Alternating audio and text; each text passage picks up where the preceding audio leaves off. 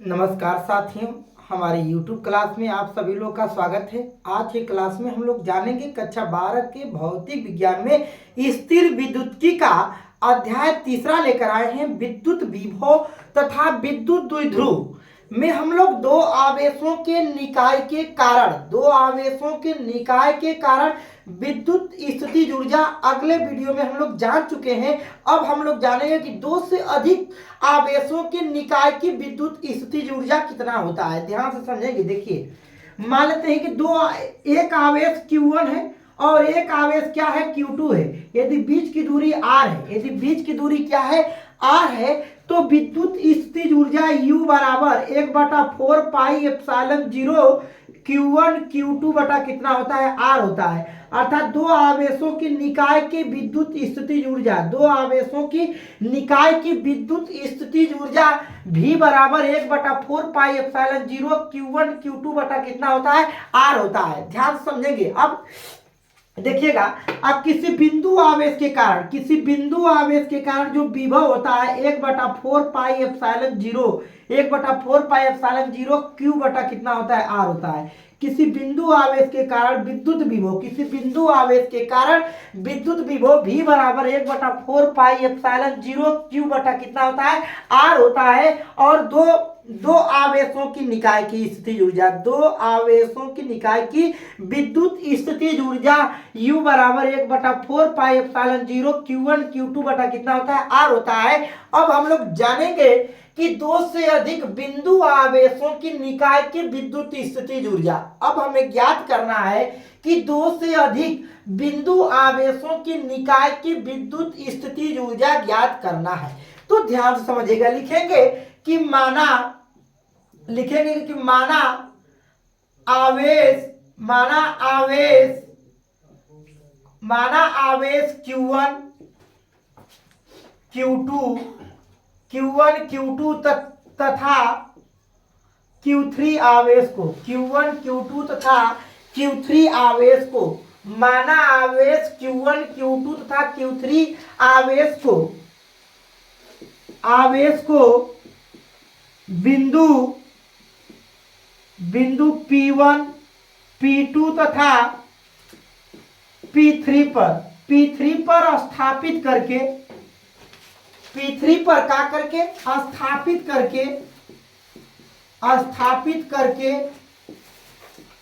आवेशों की निकाय की रचना करना है। आवेशों की निकाय की रचना करना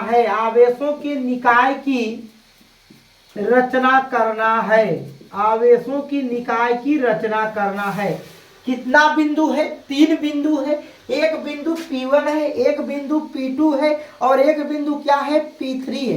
तो 3 बिंदु पर हमें 3 आवेशों को स्थापित करके उस आवेशों की निकाय की रचना करनी है। ध्यान से समझेंगे। देखिए, मान लेते हैं कि एक बिंदु P1 है, एक बिंदु क्या है, P1 है। तो मान लेते हैं कि इस P1 बिंदु पर अनंत से, कहां से, अनंत से Q1 आवेश को, किस आवेश को, Q1 आवेश को, अनंत से Q1 आवेश को बिंदु P तक लाने में किया गया कार्य। मतलब इस Q1 आवेश को अनंत दूरी से कहां लाएंगे, बिंदु P पर लाएंगे। तो Q1 आवेश को लेकर आएंगे तो कुछ कार्य करना पड़ेगा। जो Q1 आवेश को लेकर आएंगे तो कुछ कार्य करना पड़ेगा। वह कार्य W1 बराबर कितना होता है, W1 बराबर लिख सकते हैं। ध्यान से समझिएगा। मान लेते हैं कि यह बिंदु P है, यह बिंदु P1 है और इस बिंदु P1 पर Q1 आवेश को इस बिंदु P तक लाएंगे तो कुछ कार्य करना पड़ेगा। वह कार्य क्या होगा, W1 बराबर, कार्य बराबर होता है V × Q, अर्थात विभव गुणे क्या होता है, आवेश होता है। एक चीज ध्यान समझिएगा, यदि Q1 आवेश को लेकर आ रहे हैं बिंदु P1 पर, तो इस बिंदु पर P1 पर पहले से कोई आवेश नहीं है, और जब कोई आवेश नहीं है तो किया गया कार्य क्या होगा, शून्य होगा, क्योंकि जब पहले से चार्ज नहीं होता है तो विभव का मान क्या होता है, 0 होता है। तो यहाँ से W1 बराबर जब 0 गुणे Q रखे, किस आवेश को लेकर आए, Q1 आवेश को, तो किया गया कार्य कितना होगा, 0 होगा। किया गया कार्य कितना होगा, 0 होगा। अब ध्यान से समझिएगा, मानते हैं कि इस Q1 आवेश को, कितना आवेश, Q1 आवेश से कुछ दूरी पर मान लेते हैं कि एक बिंदु क्या है, P2 है, एक बिंदु का है, P2 है। अब Q2 आवेश को अनंत दूरी से, अब Q2 आवेश को अनंत दूरी से बिंदु P तक लेकर आएंगे। कहाँ लाएंगे, बिंदु P तक लेकर आएंगे। तब किया गया कार्य, किस आवेश को, Q2 आवेश को, जब Q2 आवेश को लेकर आएंगे तब किया गया कार्य कितना होगा। तो ध्यान से इसकी दूरी देखेंगे तो देखिए, पहले आवेश क्या था, Q1, और दूसरा आवेश क्या था, Q2। मान लेते हैं कितना, R कामा कितना, 1 2, इसकी बीच की दूरी कितना होगी, R से 2 तक होगी। तो जब Q2 आवेश को लेकर आए हैं तब किया गया कार्य W2 बराबर कितना, W2 बराबर, यहां पर लिखेंगे, ध्यान समझिएगा, लिखेंगे कि Q1 आवेश को, लिखेंगे Q1 आवेश को अनंत से बिंदु P1 तक लाने में किया गया कार्य, लाने में किया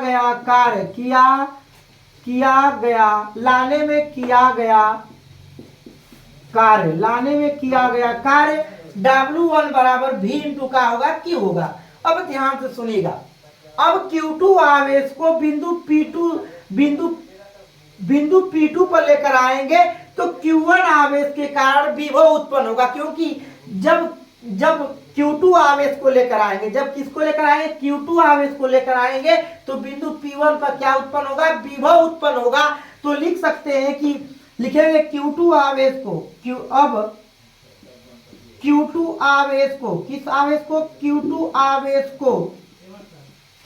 आवेश को अनंत से, कहां से, अनंत से, Q2 आवेश को अनंत से बिंदु P2 तक लाने में किया गया कार्य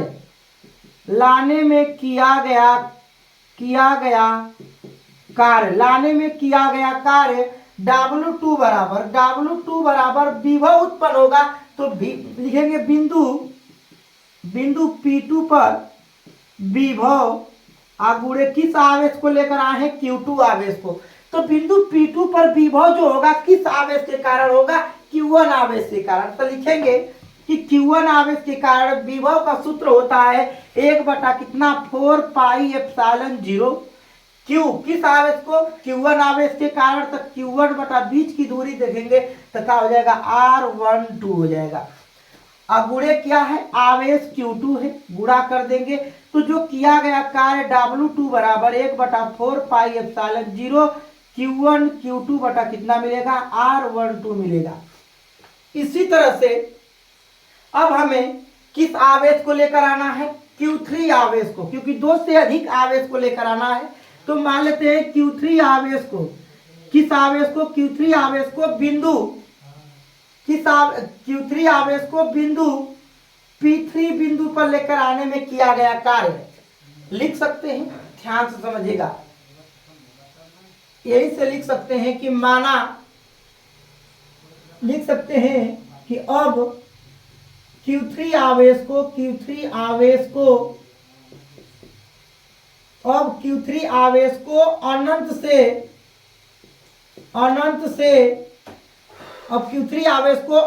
से बिंदु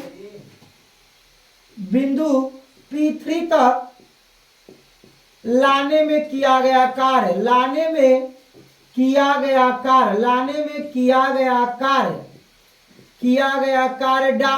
बराबर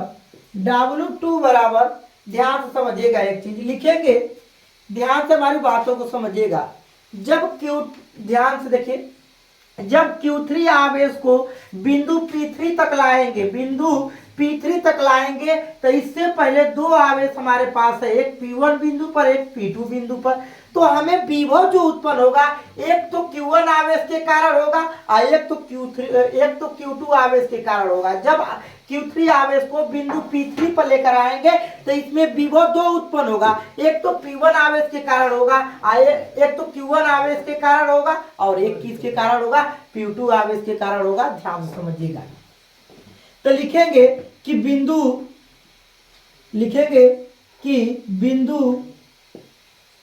P पर विभव, बिंदु P1 पर विभव, बिंदु P1 पर विभव धन बिंदु, देखिए बिंदु किस पर लिखेंगे, बिंदु P2 पर विभव, बिंदु P2 पर विभव, बिंदु P2 पर विभव अगुणे किस आवेश को लेकर आए हैं, Q3 आवेश को।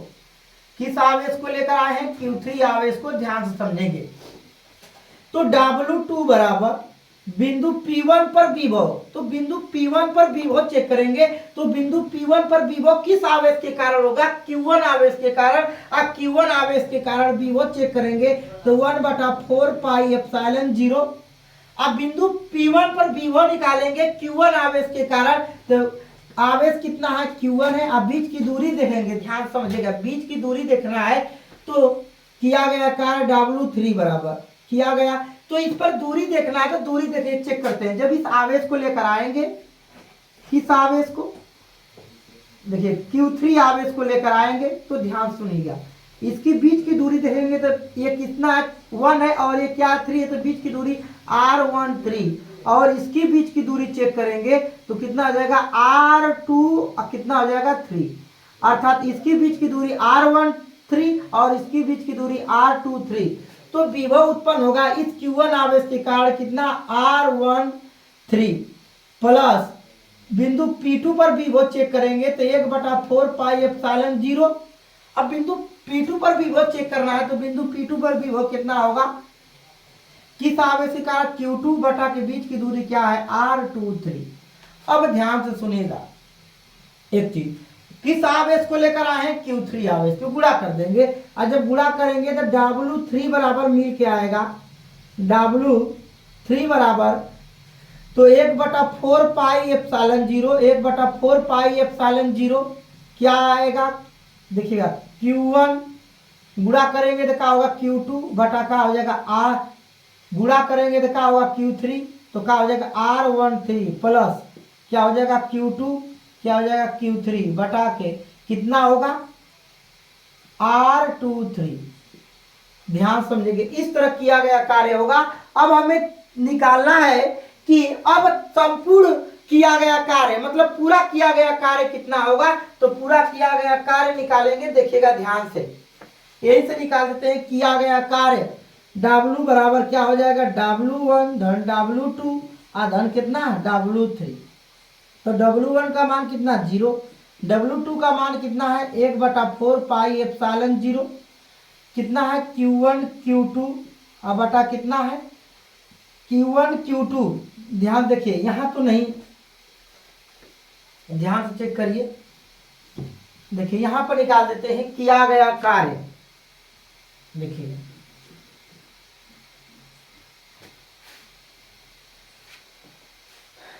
Q1 आवेश को अनंत से बिंदु P1 तक लाने में किया गया कार्य, लाने में किया गया कार्य W1 बराबर, ये लाने में किया गया कार्य W1 बराबर, उसी तरह Q2 आवेश को अनंत से बिंदु P2 तक लाने में किया गया कार्य W2 बराबर कितना होता है, किया गया कार्य W2 बराबर इतना होता है। अब ध्यान से समझिएगा एक चीज, हमें पूरा कार्य निकालना है तो W बराबर देखिए क्या हो जाएगा W1 धन W2 धन कितना W3। W1 का मान 0, W2 का मान 1/4 पाई एप्सिलॉन 0, Q1 Q2 कितना है Q1 Q2 बटा कितना है R12 प्लस W3 का मान देखेंगे तो 1/4 पाई एप्सिलॉन 0 कॉमन है, क्या बचेगा Q1 Q3 बटा के कितना है R13 plus Q2 Q3 Q2 Q3 बटा के R23 है, कितना है ध्यान समझिएगा, प्लस Q1 Q2 अब Q1 Q3 नहीं कितना है Q1 Q3 तो यहाँ क्या हो जाएगा 23 अब बटा के R23। अब ध्यान से समझिएगा एक चीज, देखिए यहां से और लिख देते हैं 1/4 पाई एप्सिलॉन 0 कॉमन हो जाएगा, क्या बचेगा Q1 Q2 अब बटा के R12 प्लस Q1 Q3 बटा के R13 प्लस Q2 Q3 बटा के R कितना R23। अब ध्यान से समझिएगा, एक चीज ध्यान से समझिएगा आप लोग, देखिए इस निकाय में, इस पूरे निकाय में या पूरे जो कार्य किया गया है इसमें आप लोग का देखेंगे तो आधा है, और जब आधा क्योंकि ये 1 2 है और फिर ये 1 3 हो गया है, अर्थात इसके बीच में कुछ छूट रहा है और उसके वजह से जब छूट रहा है तो ये आधा भाग है, तो इसके लिए हमें पूरे भाग में कितना गुणा करेंगे 1/2 का क्या करेंगे गुणा करेंगे, तो ये किया गया कार्य W बराबर कितना आएगा, देखिए इसका मान क्या होता है K, अब K होता है, अब क्या निकल के आएगा Q1 Q2 बटा के R12 प्लस Q1 Q3 बटा के R13 प्लस Q2 Q3 बटा कितना है R23।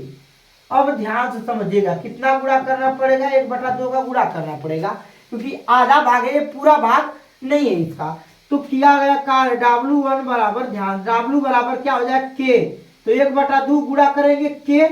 अब ध्यान से सुनिएगा एक चीज, एक Q1 Q2 और फिर ये क्या 1 2 फिर Q1 Q3 फिर 1 3 है, इसी तरह से इसको लिख सकते हैं QI फिर QJ अब बटा के कितना हो जाएगा, इसके बीच की दूरी क्या हो जाएगा RI और फिर कितना हो जाएगा J हो जाएगा। आई पूरे निकाय के कारण निकालना किया गया कार्य, तो क्या लगा देंगे सिग्मा लगा देंगे, तो W बराबर निकल के आएगा 1/2 सिग्मा K QI QJ, या K भी कॉमन ले लेंगे, K कॉमन ले लेंगे क्या मिलेगा Q सिग्मा QIJ अब बटा के क्या हो जाएगा RIJ। इस तरह से किया गया कार्य जब 1 से 2 से अधिक आवेश रहेगा तो उसके कारण विद्युत स्थितिज ऊर्जा का सूत्र होता है वह कितना होता है 1/2 के सिग्मा QI QJ बटा के RIJ। 1/2 का इसमें गुणा किए हैं क्योंकि ये पूरा भाग नहीं है, इसलिए इसमें 1/2 का क्या किए गुणा किए हैं। अब इस तरह से बिंदु आवेश 2 से अधिक बिंदु आवेशों की निकाय की विद्युत स्थिति ऊर्जा हम लोग जान चुके हैं। अब ध्यान से समझेंगे, इसको देख लीजिएगा, आप अच्छी तरह से बना लीजिएगा, यदि नहीं समझ में आया होगा तो आप इसे क्या कर लीजिएगा मैसेज कर दीजिएगा, आप लोग को बता देंगे, देख लीजिए।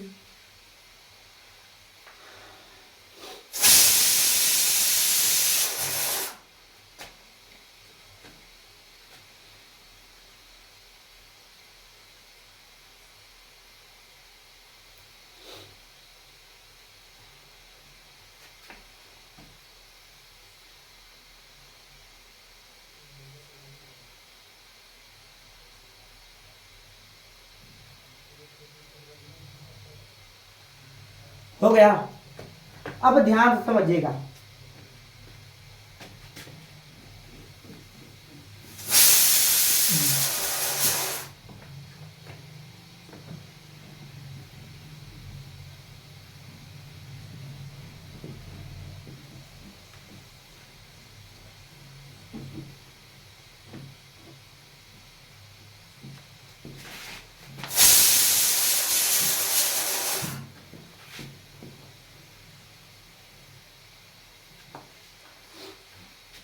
अब हमें जानना है कि एक समान विद्युत क्षेत्र में विद्युत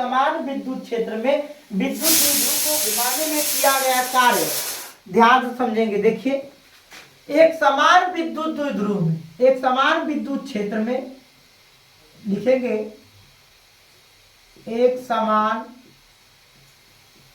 एक समान विद्युत क्षेत्र में, एक समान विद्युत क्षेत्र में, एक समान विद्युत क्षेत्र में, एक समान विद्युत क्षेत्र में विद्युत द्विध्रुव को, विद्युत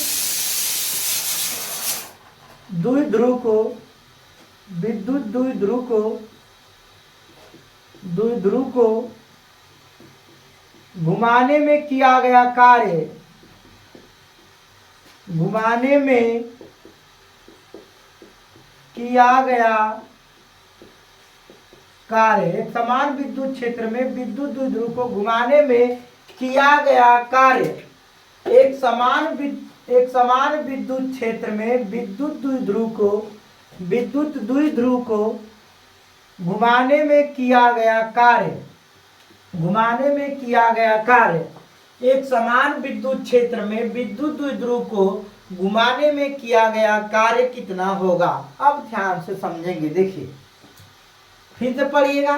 एक समान विद्युत क्षेत्र में विद्युत द्विध्रुव को घुमाने में किया गया कार्य, तो लिखेंगे कि माना एक विद्युत द्विध्रुव माना एक विद्युत द्विध्रुव जिसका आघूर्ण क्या है, P है, जो एक समान विद्युत क्षेत्र E में क्या है, स्थित है। माना एक समान विद्युत, माना लिख लीजिएगा आप लोग, देखिए बता देते हैं कि एक समान विद्युत क्षेत्र E है, एक समान विद्युत क्षेत्र क्या है, E है, देखिए जिसका द्विध्रुव आघूर्ण क्या है, P है। देखिए एक समान विद्युत क्षेत्र E है, एक समान विद्युत क्षेत्र क्या है, E है, एक समान विद्युत क्षेत्र E है जिसमें एक विद्युत द्विध्रुव आघूर्ण, एक विद्युत द्विध्रुव आघूर्ण है, एक विद्युत द्विध्रुव है जो -q तथा क्या है, +q है, एक -q तथा क्या है, +q है, जो किस कोण पर है, थीटा कोण पर है। किस कोण पर है, थीटा कोण पर है। तो इसमें जो बल आघूर्ण लगेगा, जो बल आघूर्ण कितना होगा, टाउ बराबर कितना होगा, टाउ बराबर P sin थीटा होता है, टाउ बराबर P sin थीटा होता है। कब, जब द्विध्रुव को एक समान विद्युत क्षेत्र में थीटा कोण पर रख देंगे। किस कोण पर रख देंगे, थीटा कोण पर रख देंगे, तो टाउ बराबर निकल के आता है कितना, P sin थीटा।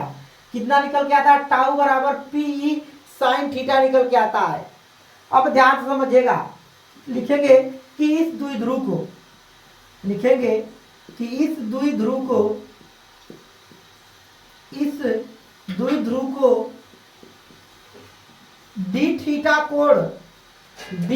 कोण तक घुमाने में किया है, डी थीटा कोण तक घुमाने में किया गया कार्य, घुमाने में किया गया कार्य, डी थीटा कोण तक घुमाने में किया गया कार्य, डी थीटा कोण तक घुमाने में किया गया कार्य डब्ल्यू बराबर किया गया कार्य डी डब्ल्यू बराबर बल गुणे विस्थापन। बल कितना है, टाउ, विस्थापन कितना है, डी थीटा, कितना है, डी थीटा, और टाउ बराबर रख देंगे तो किया गया कार्य कितना हो जाएगा, P sin थीटा इंटू कितना होगा, डी थीटा। अब ध्यान से समझिएगा विद्यार्थियों, अब हम इस द्विध्रुव को θ1 से θ2 कोण तक घुमाने में किया गया कार्य मान लेते हैं। देखिए देखिए इस द्विध्रुव को θ1 से θ2 कोण तक घुमाने में किया गया कार्य,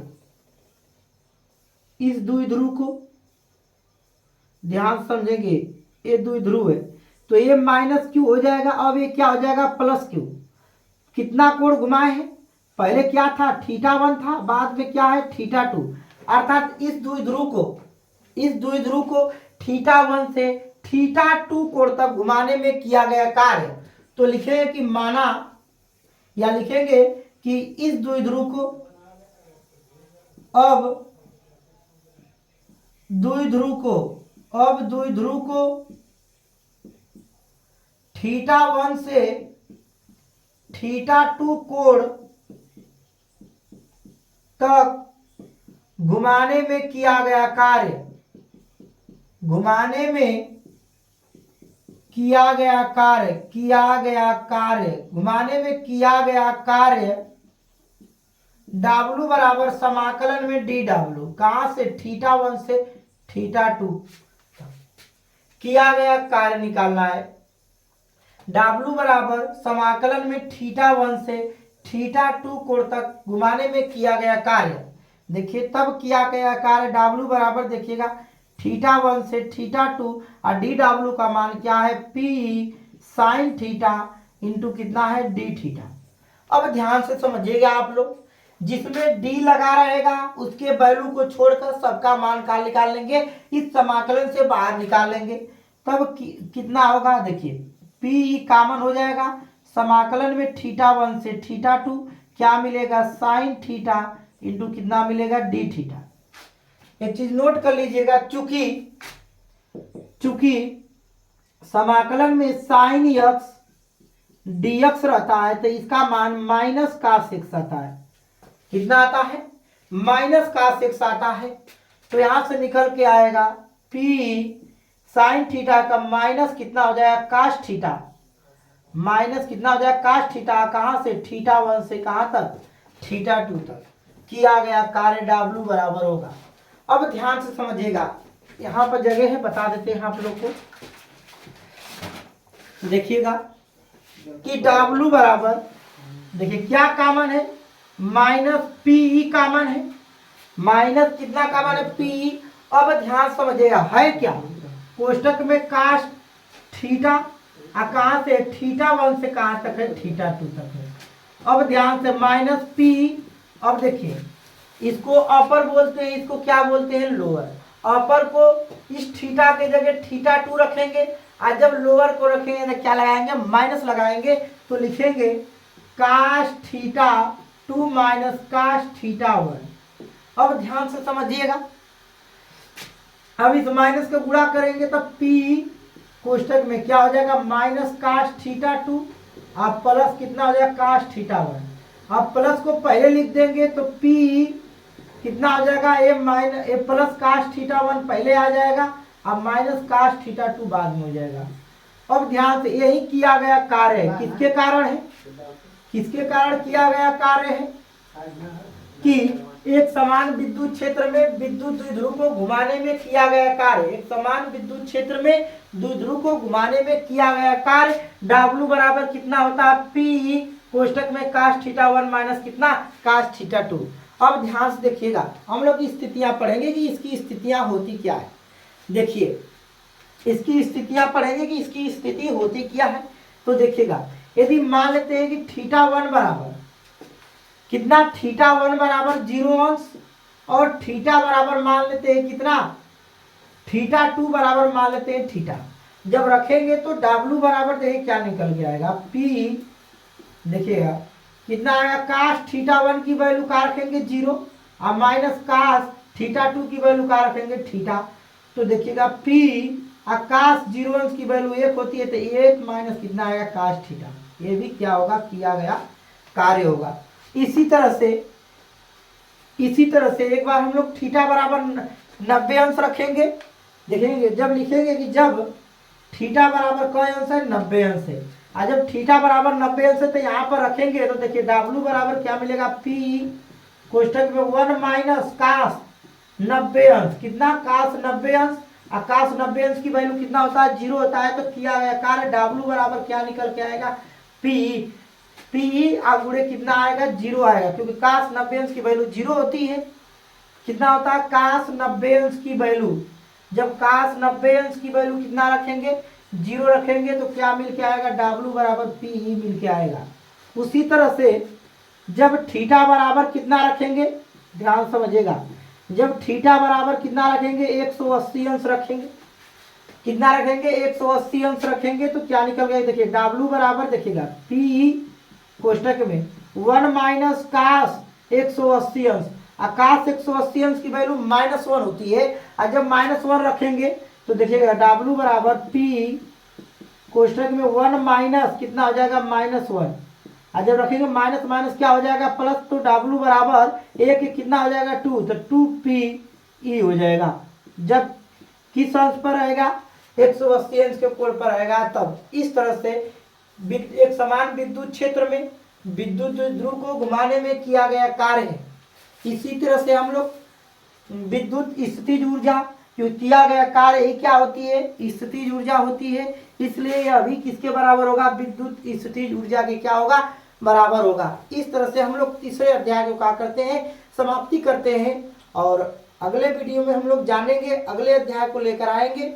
आप ध्यान से पढ़िएगा और अच्छी तरह से याद करिए, क्योंकि यह बोर्ड की परीक्षा में क्या है, बहुत ही महत्वपूर्ण है। थैंक यू बच्चे।